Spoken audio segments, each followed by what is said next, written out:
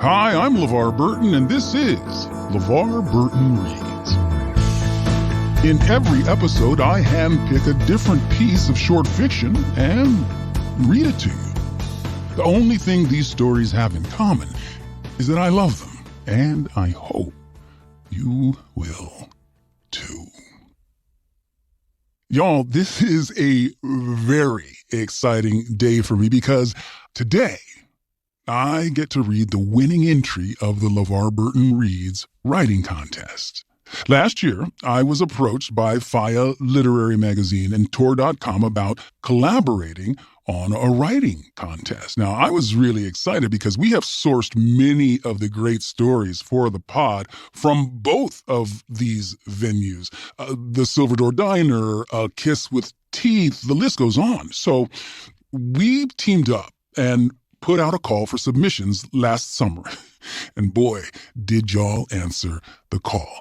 I wish I had been able to recognize even more stories than we did because there were so many wonderful stories. And if you submitted and your story wasn't chosen, I really want to thank you for sharing it with us. Your work ranged from hard sci-fi to light speculative fiction featuring creatures and humans.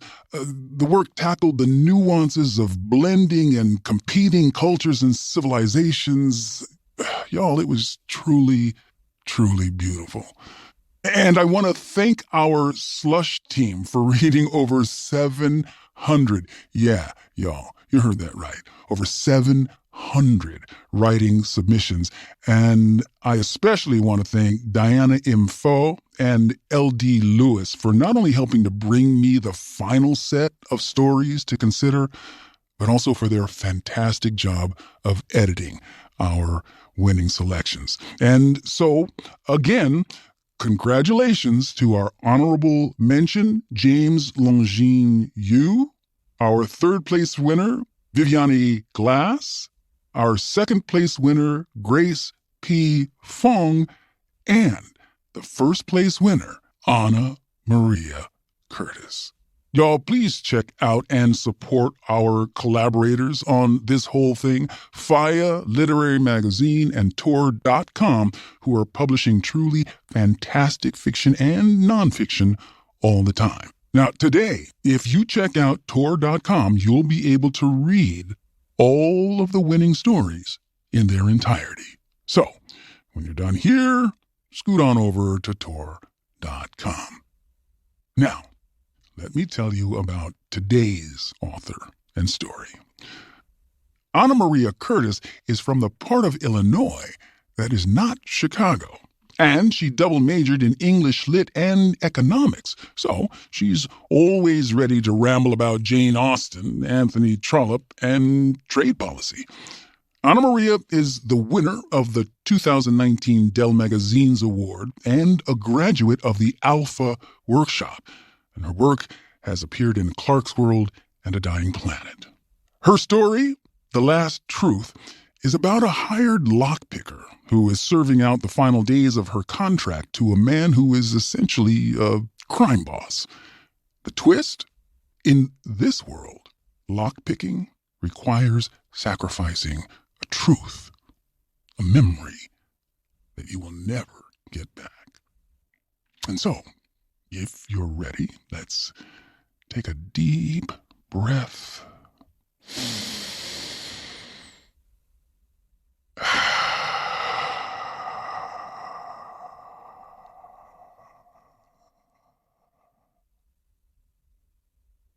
And begin. The Last Truth by Anamaria Curtis.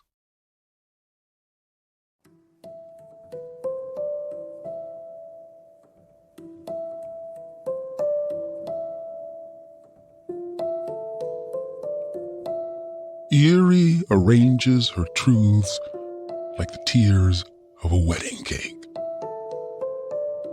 The most complex memories are the bottom layer, used only in the direst situations, and the smallest and most delicate rest on top waiting for small and uncomplicated locks, the kind anyone can open. There aren't enough of those, in Erie's opinion.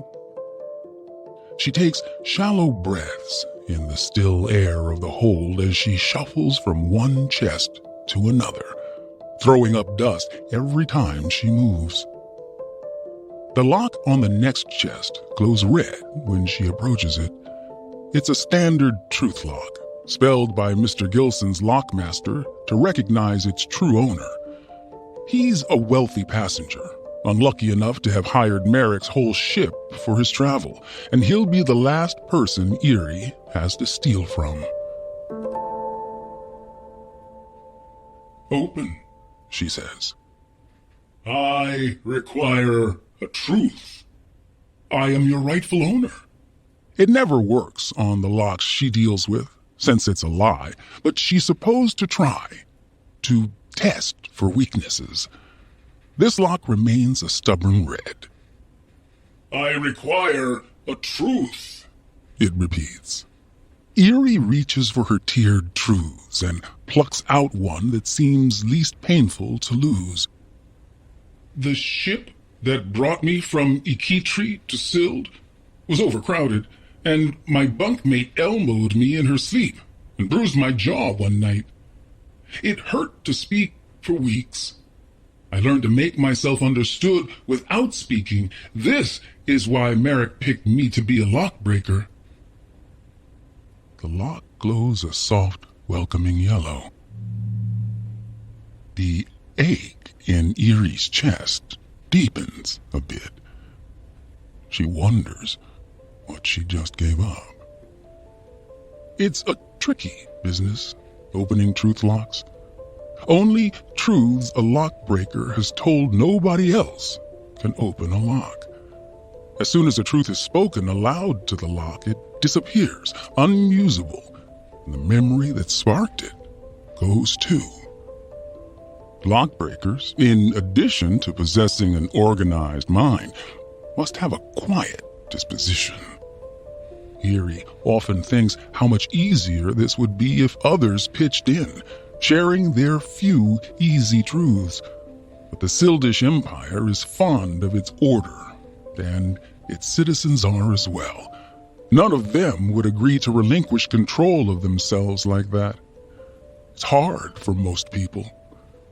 And so, Erie is here alone, as always. The trunks are stacked on top of each other, higher than Erie's head. They're not the same size or shape, and though the dockhands who loaded the ship must have tried to keep them steady, the trunks at the top of the stacks wobble with the steady motion of the ship. Everything is brown, even the air, and her lamp barely emits light. Mr. Gilson, traveling across the ocean for his daughter's wedding, paid for very strong locks. Every trunk requires sizable truths, even those that Erie guesses don't contain anything particularly valuable. 10 days, Erie tells herself. 10 days. In 10 days, they will land on Kageway Island, and she will report to Marek for the last time and walk off the ship forever. It will be the last of 5 journeys, and 10 days is not a long time. She has opened nearly 2,000 boxes since Marek bought her from the prison ship and wrote her a contract. Open every box on 5 ships, and he would let her go, far from where she came from, a free woman. Erie is tired of keeping secrets, of hoarding her past like so many coins, deciding which are worth a lot and which are worth a little. She is tired, yes, and sad. She remembers facts about her life, overarching ideas, but she has given thousands of memories to glowing red locks. She doesn't have many details to hold on to anymore. In 10 days, she will be free, she repeats to herself. however much of her is left. She tells the next lock to open, feeds it the bright flicker of hope she felt when Marek unlocked her chains and escorted her off the prison ship, the way that hope curdled to dread when he outlined his plan for her. She won't mind not being able to remember that every morning. "Hello?" someone says, cautious. The voice is unfamiliar. Eerie curses loudly. No one is supposed to be here. She lifts her lantern and looks in the direction of the voice. A young woman, tall with long brown hair, stares back from a few paces away.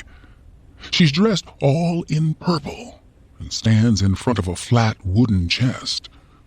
The purple and the fine cut of her dress mark her as a musician.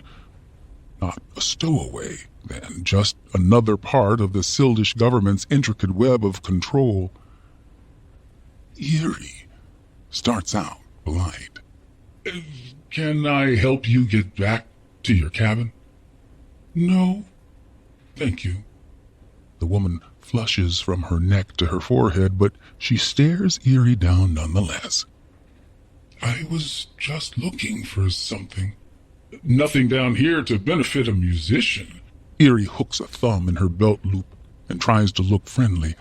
"Let me escort you out." "Actually," the musician says, "I'm wondering if you could help me with something. You're a lock breaker, right?" Eerie shakes her head. "I'm just looking for damage down here." The musician crosses her arms. She is much taller than Eerie, but than most people are. "Then why did I see you unlocking that box?" Shit. Eerie's heart drops into her stomach. Marek said no messes, but what's the cleanest way to get the musician out of her hair? Eerie drags a trembling hand across her forehead and tries for a pleasant, comfortable smile. "What do you need, exactly?" "I just want to borrow something." "I need you to open the box." "Make it quick, then," Eerie says. "Musicians are supposed to stay in their cabins." Though Eerie has no sympathy for the Sildish Empire's need to control everyone and everything it touches, she has a healthy fear of musicians. Some rules should be followed. Music, in correct dosages, expands the enjoyment of those who can afford it, but it has to be carefully managed to prevent disaster. The woman leads her to a flat box in another row. "This one." "Plug your ears," Eerie warns. "If you hear this, it won't work." The musician sticks her fingers in her ears dutifully. Eerie opens the lock with something small. The only memory she has of music, played at a wedding she attended as a child. The music itself is impossible to keep in her mind, but she describes the swirling color of the dance floor, the giddiness of being so young and briefly so happy. Eerie gestures to the musician that she's done. The musician takes the lantern from Eerie's hand and holds it up, rummaging through sheaves of paper. The lantern lights half her face like gold fire. Her brown hair, otherwise dim, gleams. She pulls a few sheets of paper out. Eerie catches a glimpse of delicate, slanted symbols, but they mean nothing to her. Eerie takes her lantern back, accidentally catching the calloused fingers of the musician. "Neither of us were here," she says. The musician nods. "You can replace these tomorrow if you meet me at the entrance to the passengers' quarters at 7.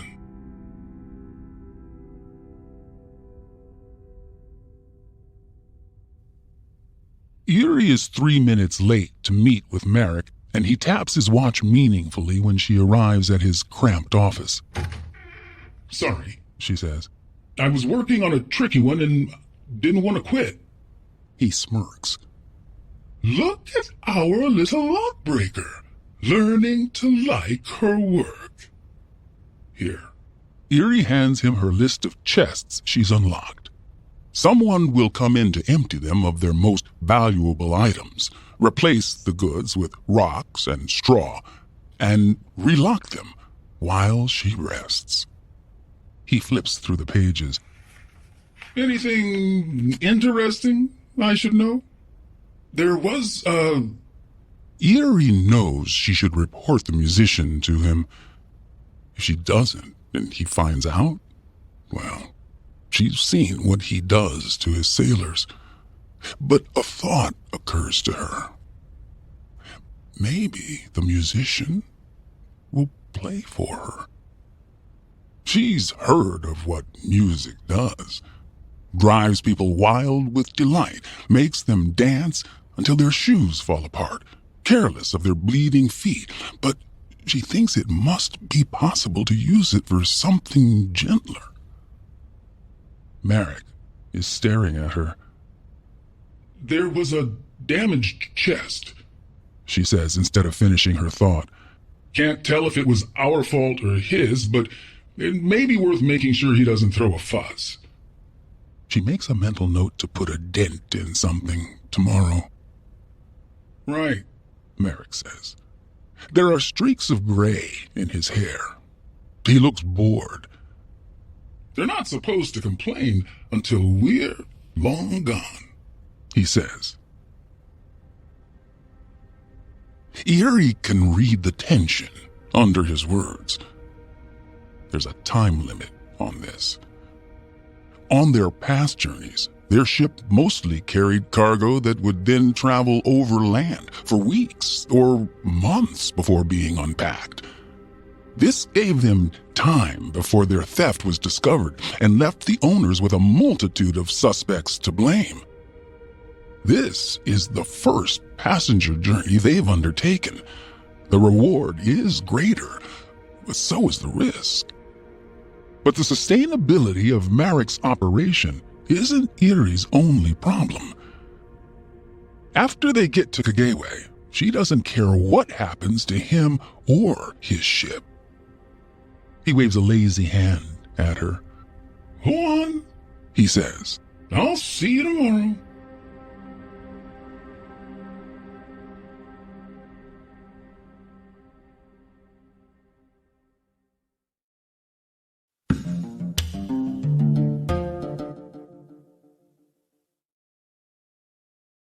Now, let's get back to our story.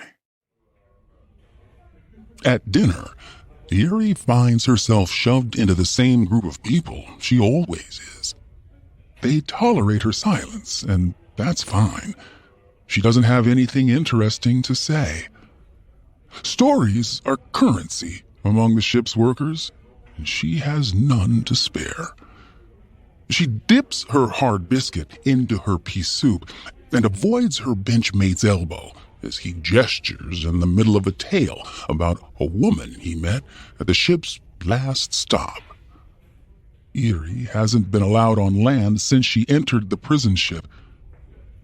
10 days, she whispers to herself. She stares at her soup and hopes the biscuit will soften quickly. The woman across from her, Carrie, has been serving the musicians in their rooms, and she's telling the group her discoveries. The start of a new voyage is always good for gossip. The wedding Gilson is throwing his daughter will be the biggest ever held on Kageway, and easily the most expensive. 25 musicians are being brought in, a full chamber orchestra. It's the largest number the government has ever let out of Sild at once. They are guarded, of course, though Carice says they seem to bear the passengers and crew no ill will. "Are they practicing on board?" the man next to Erie asks. Carice nods. "They've given me plugs for my ears. They're making sure not to endanger any of the other passengers. Touch of music and you're dancing over the rail, I imagine. Eerie thinks she heard music once as a child, but doesn't have the memory of it, only aware that it happened through memories of conversations about her aunt's wedding. She liked it, though. She's sure of that. The musician holds a finger to her mouth when they meet. "The guards switch in 5 minutes," she whispers. "They'll be distracted then." There are 2 entrances to the wing where the musicians are held, Eerie finds out. And as the guards chat with those replacing them, they bunch around one entrance, leaving the other free for Eerie and the musician to tiptoe through. The musician has a tiny room to herself, a luxury. The bed is bolted to the floor like any other, a plain thing with a flat cloth mattress. But there is a chair bolted down next to it as well, a padded, self-satisfied piece of furniture that doesn't belong. The walls are covered in a thick black substance, though the wood of the ship beneath it is visible at the corners. The musician follows her gaze. "It's soundproofing. We practice all the time. I didn't tell my supervisor you were stealing music," Eerie says. "And I didn't tell my handlers anything at all." The musician extends a hand. "Anea." "Eerie." Anea's fingers are calloused, but her palm is soft. "You could have opened the box yourself, you know," Eerie says. "They tell you it's impossible, but it's not. You just have to think of something you've never mentioned to anybody." Anea draws her hands away. "I know. I used to open locks when I had to. But using any memories of a time after I started learning music, it might lose me the practice time and the skill." "Why open locks then? Why steal music?" "It's music they're going to give us later. It's a test to see how quickly we can polish our performance. I need extra time to prepare." She sits on her bed, moving her wide skirts. Eerie sits on the chair that must, she realizes, be meant for practicing. "Why do you need extra time?" The musician spreads her arms helplessly. "I'm not good enough. They test us all the time, and I only pass if I cheat. I'd be doomed if I couldn't practice ahead of time." "Would they throw you out if you failed?"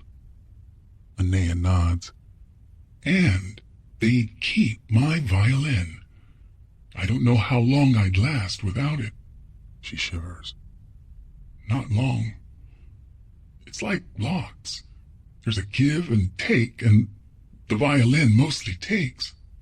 Without it, I don't know if I'd be myself." Eerie considers what she's heard of lockmakers, the way they end their lives surrounded in rooms of locks, unwilling or unable to leave, rotting away like the rusty metal around them. "Oh," she says. "So, do you mind if I practice a little with you here?" Anea asks. "I'm not quite done memorizing." She looks a little uncertain. "I can do it silently, if you prefer." "Oh, no," says Eerie. "I'd love to hear you play. Free music is a rarity. It shouldn't be dangerous since it's just my voice and not my violin," Anea says, but a slow flush rolls up her neck. "Still, it might be a bit strange." "I understand," Eerie says. Anea unrolls the first few sheets of music, clears her throat, and begins to sing. Her voice is thin and clear, true to the notes but without flourish. Eerie slides off the chair and onto the floor and looks up at the ceiling, at the musician, and listens. When Anea sings, her fingers dance along the air with her notes, and she tilts her head just so. Though Eerie has her sea legs, she feels the sway of the ship through her shoulder blades and hips while she lies on Anea's floor. It reminds her of the first days on the prison ship, when she yearned for solid land and the steady grip of her knife more than freedom. She tells herself she will be back on land soon enough. The melody that Anea sings is festive, upbeat, but it makes Eerie more melancholy than ever. The memories don't hurt anymore. Not really. It's their absence that hurts. When she tries to remember what she ate in prison, when she tries to tell herself a story from her youth and finds halfway through she cannot recollect the names of the childhood heroes who captured her imagination. There will be something left after she finishes the remaining boxes, but not much. How will she start a life if she has nothing to base it on? She closes her eyes, and for the briefest fraction of a second, she is back in Ikitri, a small child at her aunt's wedding. Someone is playing music, and the adults are smiling, removing uncomfortable shoes, taking each other by the arm, dancing, dancing, dancing until they are wild with glee. She takes a handful of her dress, red cloth dotted with small white and pink flowers, and decides she's not too tired. She can dance too. Eerie opens her eyes and sits up. Anea stops singing. What's wrong?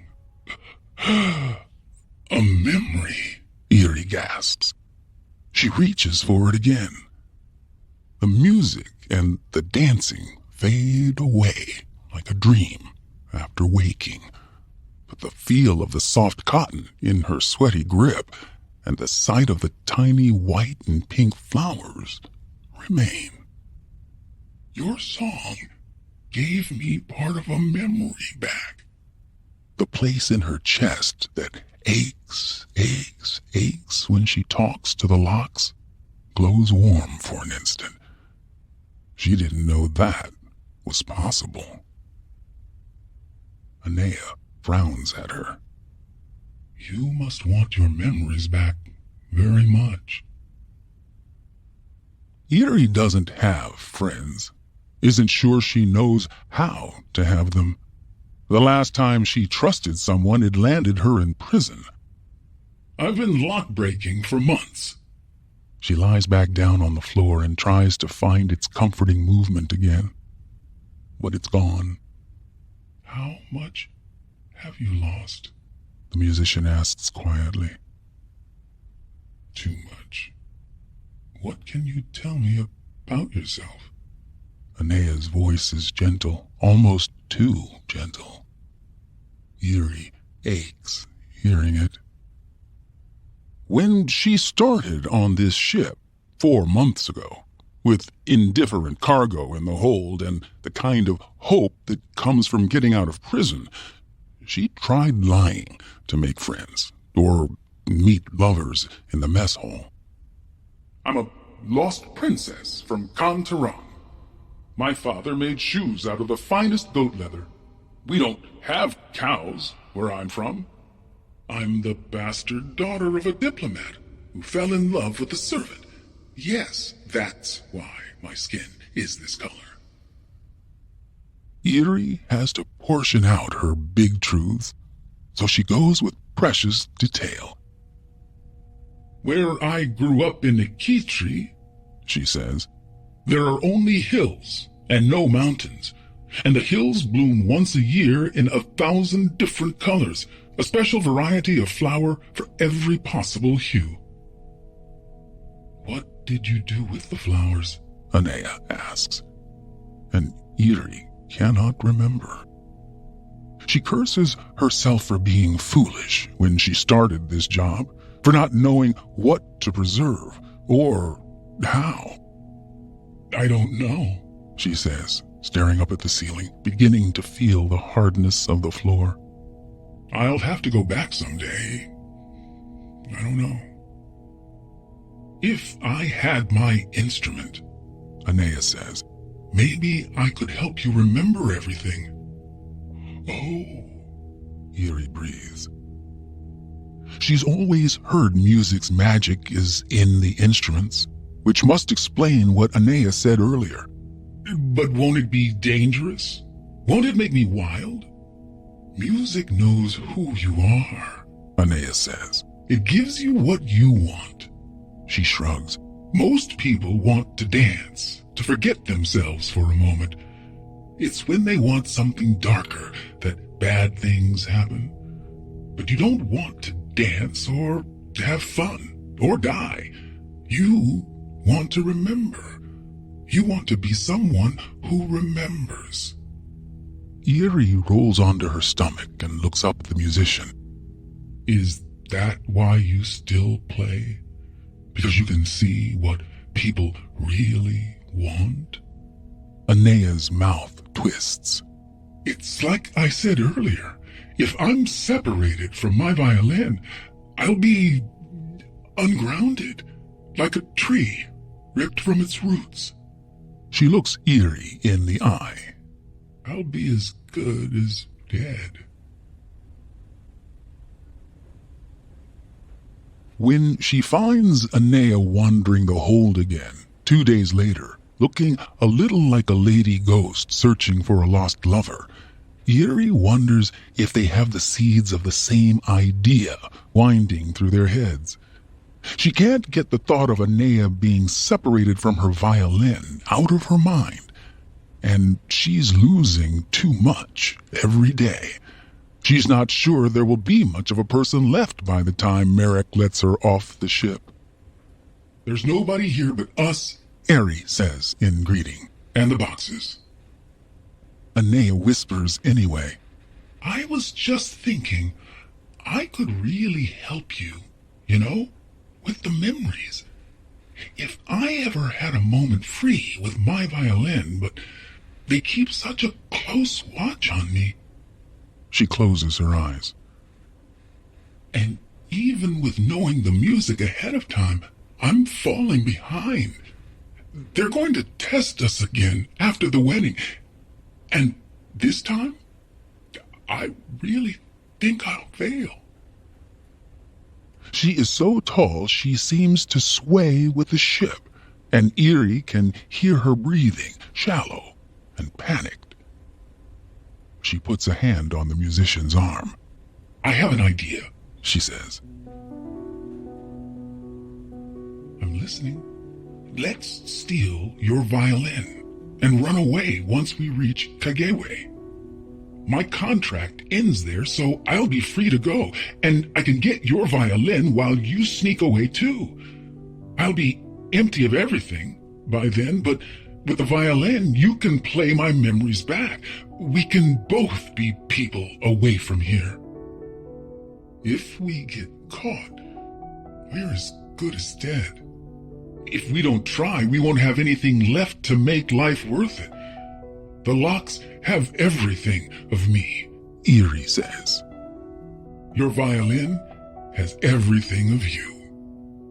We won't have any money. I'm already opening boxes filled with valuables. I'll steal something small, enough to get us passage somewhere, far away from here. A smile unfurls across Anea's face, a bit wobbly. She's trying to be brave, but she's nervous.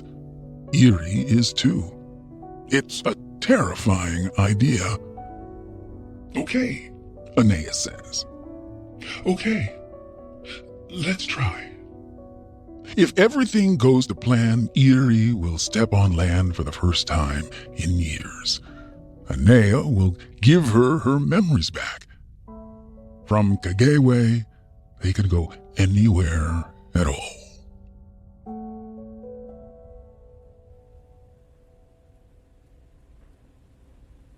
The day before they're due at Kageway, Eerie's hopes shatter against a small black box in the corner with the biggest and most complicated lock she's ever seen. "Open," she tells it softly. "I require a truth." Eerie jumps. The voice is harsh and multi-toned, the loudest she's ever heard. She turns and finds the ladder, climbs out of the hole, and marches right to Merrick's office. He raises an eyebrow when she arrives, panting slightly and red with rage at his door. "I'm not supposed to see you for another 6 hours, he says. Eerie's rage-fueled courage doesn't hold up. "Sorry," she says. "It's just—" She pauses, hoping he'll cut her off, anticipate her complaint, but he doesn't. "There's a box I can't open." His expression doesn't change. "The small one? Have you tried it?" "I didn't have to. Opening that thing will destroy me, Merrick." Merrick fingers the papers in front of him deliberately. "That box," he says, "contains the bulk of Gilson's wealth on this ship. It has jewelry, papers, money. You're not a stupid girl, Eerie.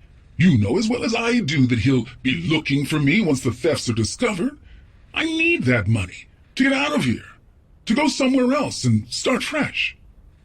"That's awful," Eerie says, reflexively. "Maybe so. But you signed a contract when I rescued you from that prison ship. Every box will be opened." Something inside Eerie's chest curdles. He's never meant for her to have hope. Eerie goes back to the hold. She unlocks all the remaining boxes except the small one. Then she stares at the large lock and takes stock of what she has left. Her time in prison has shriveled to nothing in her brain. The details of everything before that have been plucked away. The man she was meant to marry, the ship she left Ikitri on, the handsome thief who betrayed her and sent her to prison, her family and their compound in the hills, herself the quietest and youngest of the bunch. They are concepts, the skeleton of a personal history, but she has no memories with which to flesh them out. She's a shell, an instrument nearly past its usefulness. They arrive at Kageway tomorrow. Eerie goes back to the kitchen and finds Carice carrying trays of food just exiting. "Can I take these in for you?" Eerie asks. Carice shrugs and hands over the trays. "Less work for me." She reaches for the plugs in her ears and gives them to Eerie too, just in case. The guards let her pass without so much as a blink. Anea takes the food from her absently before she recognizes Eerie. She smiles first, a bright instant thing, but then her expression quickly turns to confusion. "What are you doing here?" Eerie puts a finger to her lips and closes the door behind her. "There's a problem." Eerie tells her about the black box with the giant lock in the hold, about how she won't be allowed off if it's not opened. "I can't open it and the chest with the instruments," she says wearily. "I just can't." Anea, sitting completely straight on her bed, stares at her with blazing eyes. But her voice is soft as clear and gentle as it was in song. "We agreed, Eerie," she says. "We have to try. This box will erase me, Anea. Once I open it, I won't be a person anymore." Anea leans forward, grips Eerie's hands. "You will be," she says. "I will play you back to life." Eerie knows, looking at her, that Anea is her only hope of reclaiming her past, that giving up everything is her only hope of getting anything back. "Okay," she says. "Okay." Eerie wakes early the next morning. That is, she hasn't slept at all. She sneaks down to the hold well before breakfast. That's the plan. The crew will start unloading as soon as it's light out, but the passengers, Gilson and his group of musicians among them, won't leave until after breakfast. Eerie has to get everything done before then. Before she goes, she rips out a page of a cabin mate's book and writes down a list of the 3 things she needs to do. She hopes she won't need it. When she faces the black box, Eerie can feel her heartbeat in her throat and palms. "Open," she commands. "I require a truth." Eerie sits in the space between boxes and talks. She tells the lock about the house she grew up in, the way the vines grew up the walls and over the windows, the taste of the rolled corn and mangoes they ate for breakfast. When she pauses to take a breath, she looks at the color of the lock. It is as red as ever, so she takes a breath and keeps going. She has only large things to say now. Her chest aches and aches and aches. Her mind races, searching for the details she's lost, knowing they were just there. Her heart begs her lips to stop moving. "When I was 17, she says carefully, "I was arranged to be married. I wasn't fond of the idea. My sister helped me get the money to buy passage on a ship and run away."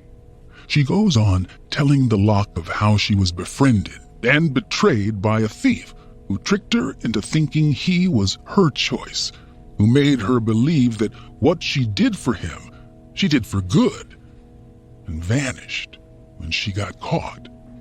Here she pauses. The lock is orange. Of her time in prison, there is little left to tell, but tell it she does. And then she describes her first steps on this ship, the Itation, the stories she heard in the mess hall, her check-ins with Marek, how she hates his lined face and low chuckle.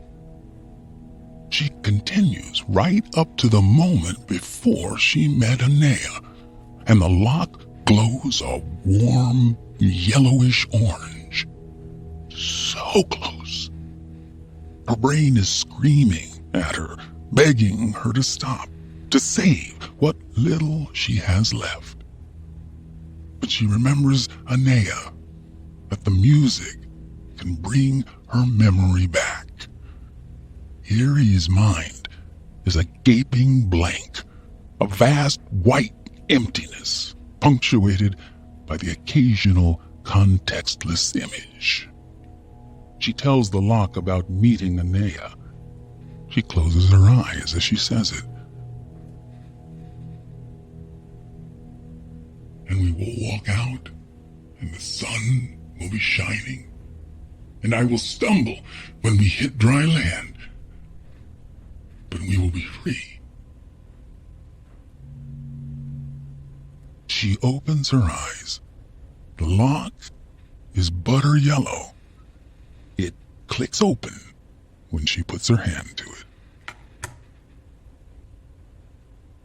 Eerie has something she's supposed to do. It's for someone else, someone she's made a deal with. Does she trust this person? She doesn't know. She doesn't know anything. She doesn't know what matters. She turns to look for a way out, and a piece of paper stuffed in her shirt pocket brushes against her arm. Number 1. Unlock the musician's chest, it says, in her own handwriting.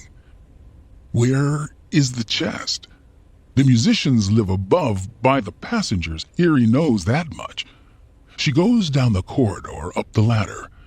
In the hallway, people in purple are assembling, packing things up, murmuring about food. One of them is tall and has brown hair, and she looks at Erie with worry when she passes. Erie opens what must be the wrong door. The tall musician pushes her gently at another, and her fingers linger on Erie's shoulder. "This one," she says urgently. "Hurry, we're leaving soon. I'll distract them so they don't notice you." Erie nods and watches her leave. Perhaps they knew each other once. There is a large metal chest in this room. It must be the one she's meant to unlock.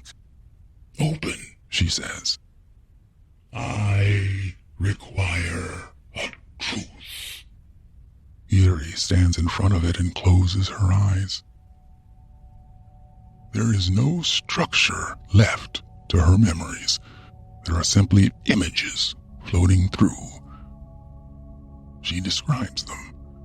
A grassy hill in the fall, hunger and impatience, a long, dark, low-riding ship that clinks as it moves, a red dress with white and pink flowers bunched in her hand, lace at the hem, the long, pale neck of a violinist, moving her fingers with no instrument to hold, a clear melody sung aloud, the rocking of a ship beneath her shoulders.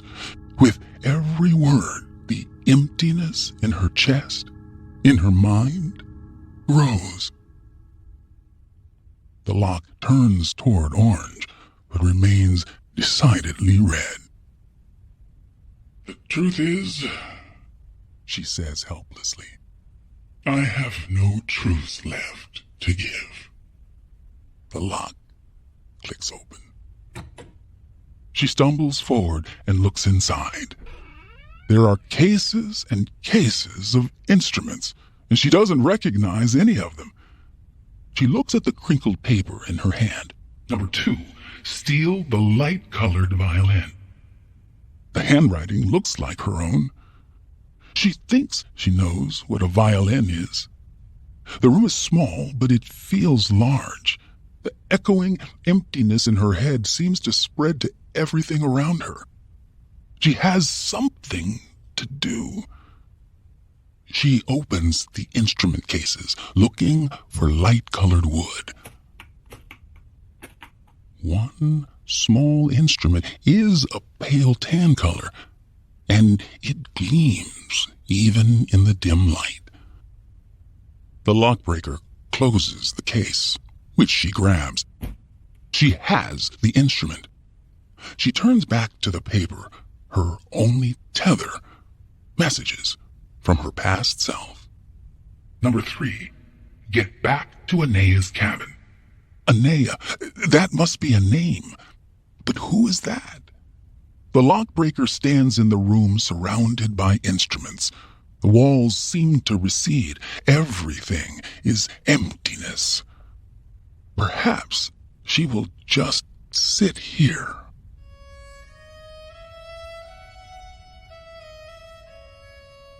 She folds her legs and sits on the floor. The floor rolls pleasantly beneath her, and beneath the dust, some of the wood smells like pine. She has a task. She must think who Anaya is. She remembers a pale hand, dark hair lit by a lantern, a smile rolling across a face.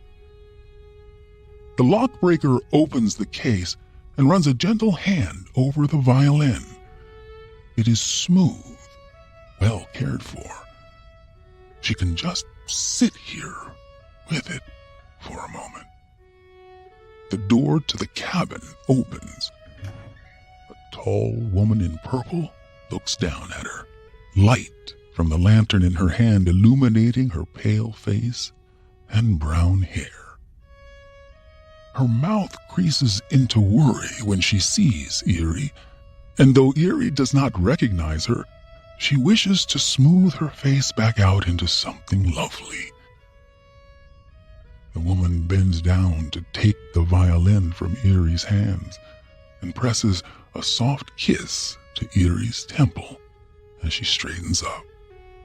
"We don't have much time," she says, opening the case, making sure the soundproof door is sealed. "But what we have, I will give you." She puts the violin to her chin and begins to play.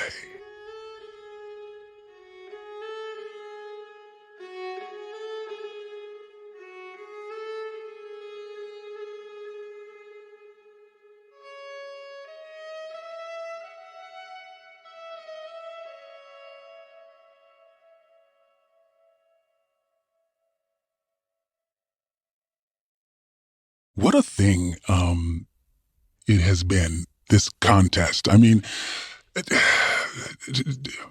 a few months ago, we just announced it, and people started writing and then submitting, and then the reading started, and I gotta tell you, I am thrilled with the result of this contest. The stories, y'all, have been really, really wonderful to read. And it was such a hard decision to arrive at this, the first place story, and the other winners in our contest. Your talent is impressive, and I thank you for sharing yourselves with me and with the rest of us. So a bit about the story. I find it absolutely fascinating, this idea that in order to unlock the locks, right, you have to tell a truth. And that any truth you tell then creates a void within you, right? That there's a cost for the truth that you use as the key. And of course, we don't live in a world like that necessarily. I mean, there are some who are dedicated to telling the truth, and then there are others who are really committed to the lie. And, we see this struggle playing out in front of us every day. But there is a truth, what I believe to be true anyway, in that idea, because I do believe that the lie steals something from us, right?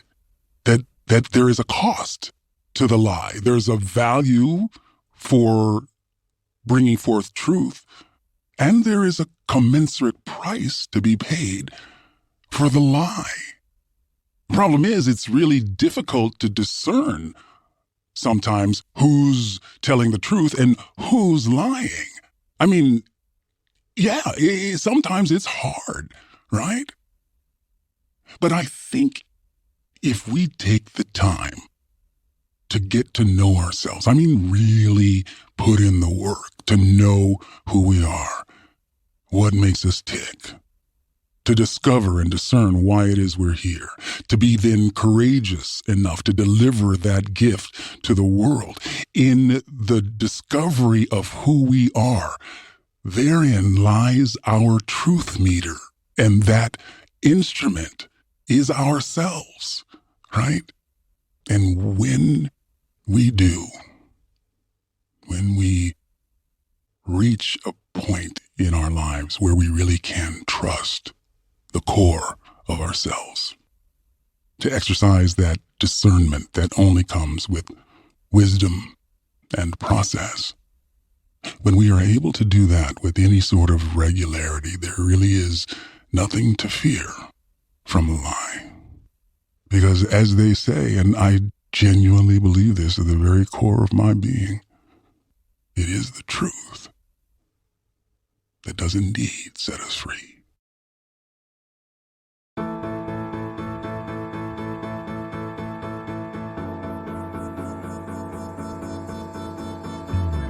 Our producer on this episode of LeVar Burton Reads is Julia Marie Smith. She's the best in the business, y'all.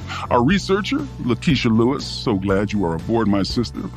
And we have editing support from Tamika Weatherspoon and Harry Huggins, the new kids on the block. Editing and sound design by Casey Holford, the new kid on the block. My great and undying thanks to Anamaria Curtis for allowing us to read her story today.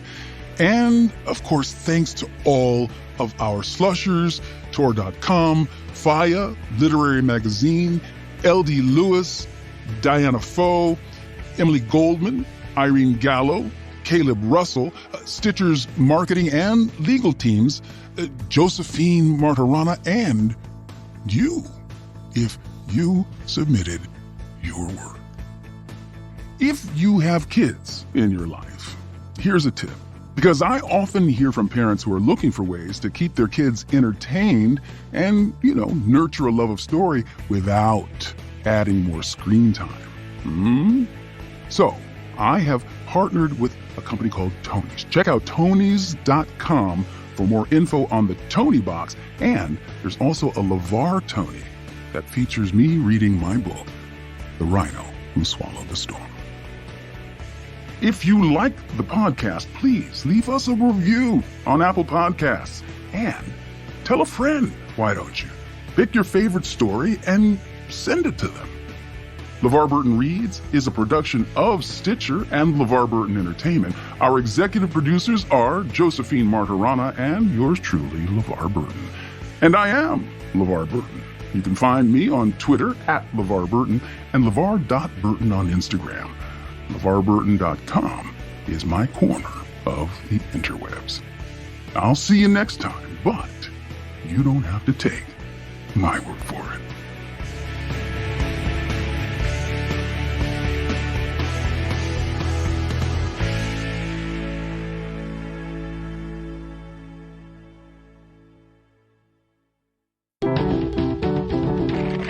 Stitcher.